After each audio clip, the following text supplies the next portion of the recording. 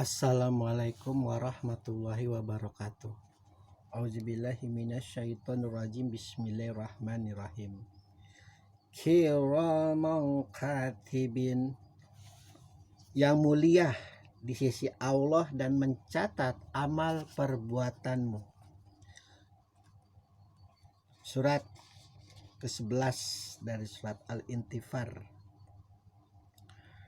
adalah sambungan dari surat yang ke-10. Sesungguhnya bagi kamu ada malaikat-malaikat pengawas yang mulia di sisi Allah, di mata Allah itu malaikat itu mulia dan mencatat amal perbuatanmu. Para ahli genosida, para ahli maksiat, para ahli pengambil uang rakyat, para ahli penipu, pendusta, perampok, pasti akan mencari celah walaupun itu hanya sebutir debu, walaupun hanya setitik tinta, untuk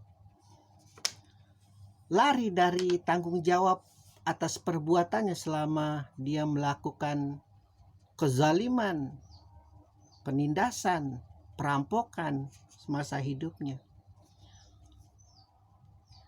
Allah tutup itu argumen-argumen mereka, meski mata mereka sudah berbicara, hidung mereka sudah berbicara, telinga, kaki, dan seluruh tubuh mereka sudah berbicara. Karena paham betul bahwa dalam hukum manusia pun harus ada saksi. Walaupun jaksa, penuntut umum, walaupun polisi mempunyai dua barang bukti, itu pun tidak cukup untuk mempidanakan seseorang, untuk memperdatakan seseorang. Minimal mereka harus mempunyai saksi.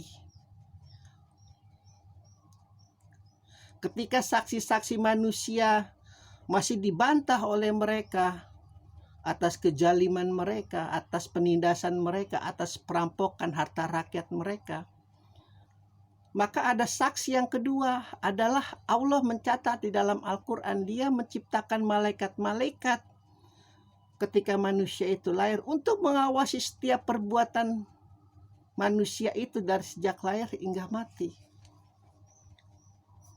Kalau ayat sebelumnya,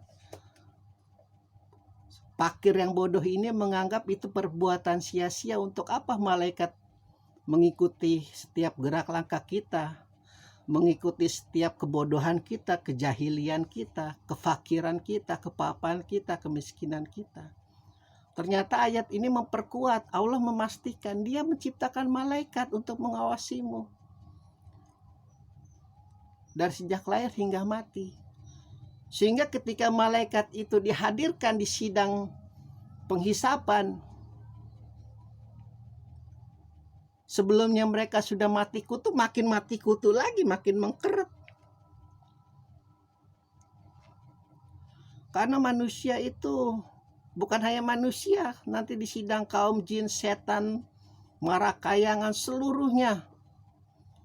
Karena sebelum manusia diciptakan, sebelum malaikat diciptakan, Allah menciptakan setan-setan dulu di seluruh alam semesta. Dan ternyata kacau balau setan-setan marakayangan itu, kerjanya hanya berpesta pora, senantiasa melupakan Allah. Makanya kalau manusia mengikuti mazhab-mazhab setannya seperti itu, senangnya berpesta pora, melupakan Allah, bukannya mengada-ada. Silakan tanya ahli makrifat manapun, kiai manapun, ustadz manapun, ulama manapun, pasti mengamini hal itu.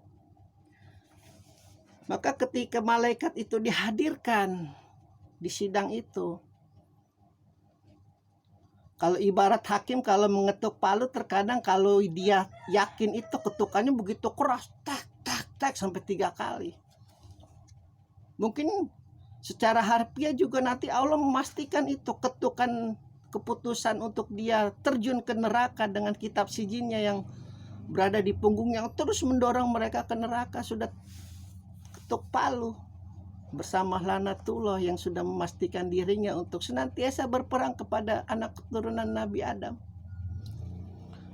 Bagi Laknatullah adalah kepuasan melihat sebanyak-banyaknya umat manusia terperosok ke dalam neraka, meskipun dia sendiri pun nanti akan terperosok.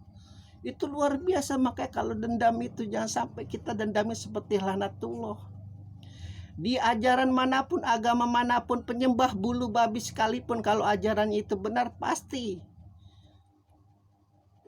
manusia itu disuruh untuk memadamkan api dendam di dalam hatinya, memadamkan api dengki, api iri, api ujub, yang semua itu berasal dari kesombongan, merasa dirinya terusik, merasa dirinya itu terganggu hidupnya, sehingga timbul dendam. Itu dikomporin terus itu. Kalau ibarat sate itu, kalau dimasak itu, kalau belum benar-benar empuk, nggak bakalan itu api dendam itu akan iblis berhenti untuk mengipas-ngipasinya, karena akan dicari celah itu.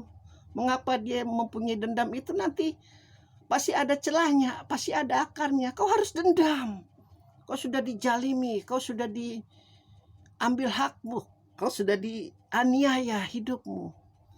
Padahal sekali lagi, ketika kita berpikir positif terhadap semua tingkah laku kita, amal perbuatan kita, apapun yang terjadi, berpikir positif, baik kepada Allah, baik kepada manusia, baik kepada orang tua, baik kepada teman, baik kepada anak, insya Allah, hai jiwa-jiwa yang tenang, Allah memastikan kau dulu sudah bekerja keras untuk berusaha menemuiku, sekarang tiba waktunya kau menemuiku. Itu luar biasa indah itu.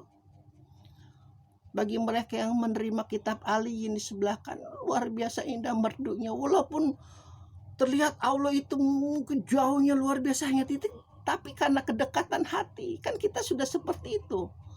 Orang kalau sudah jatuh cinta, meskipun dia dialaskan, seperti di sisinya, seperti berjalan beriringan. Namun kalau sudah api dendam membara, meskipun dia nempel, kulitnya nempel, tapi terasa jauh.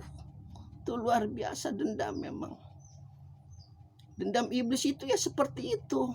Dia tidak peduli dirinya akan masuk neraka, terjerembab selamanya ke dalam neraka. Namun di dalam neraka dia memastikan ketika melihat banyak anak cucu Adam terbakar di dalam neraka, itu adalah kepuasan batinnya.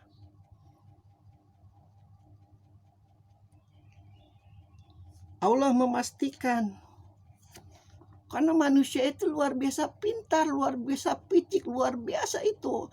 Kita lihatlah pengacara-pengacara udah tahu itu kliennya bersalahnya luar biasa, bukti begitu banyak. Namun karena dia dibayar, dia memiliki tanggung jawab untuk membela kliennya, itu pasti akan ada itu celah. Hanya pengacara saja yang mengerti bahasa ini. Bahkan sebelum persidangan dia sudah mengadakan persidangan semu, persidangan apa sih istilahnya tuh kalau itu pasti tuh persidangan rekayasa. Jadi seolah-olah ada hakim, ada jaksa, ada dia pengacara, ada saksi. Nanti saksi ditanyanya serupa dengan perkiraan-perkiraan yang akan ditanya persidangan. Kalau Anda belum terkena kasus hukum, belum paham dengan hal ini. Allah sudah memastikan itu, bagaimana manusia dengan luar biasa kecerdasannya, kepintarannya, itu pasti berusaha untuk mengingkari haknya untuk terbakar di dalam neraka. Meskipun para ahli tafsir, para ulama, bahkan para sufi pun sudah siap masuk neraka kalau memang itu sudah haknya. Kalau memang itu hakku di neraka, jangan pernah sekali-sekali aku dimasukkan ke surga. Itu luar biasa ya kaum sufi. Ada seorang sufi yang paling terkenal zaman-zaman sufi dulu, di awal-awal zaman Rasulullah. Itu gembelnya luar biasa. Hidup di sebuah kerajaan yang sangat makmur dengan raja yang sangat bijaksana. Dia sedang duduk santai itu di sebuah pohon, sambil ya biasa kelakuannya seperti itu. Karena bagi dia rumah itu adalah alam semesta. Ketika raja itu berdiri di hadapannya, aku adalah rajamu, kau minta apa? Akan kuturuti semua maumu. Aku hanya minta kau jangan berdiri di depanku. Aku sedang melihat cahaya matahari. Kau mengganggu pemandanganku. Begitu. Tidak ada yang lebih dibutuhkan selain Allah. Alhamdulillahirabbil alamin.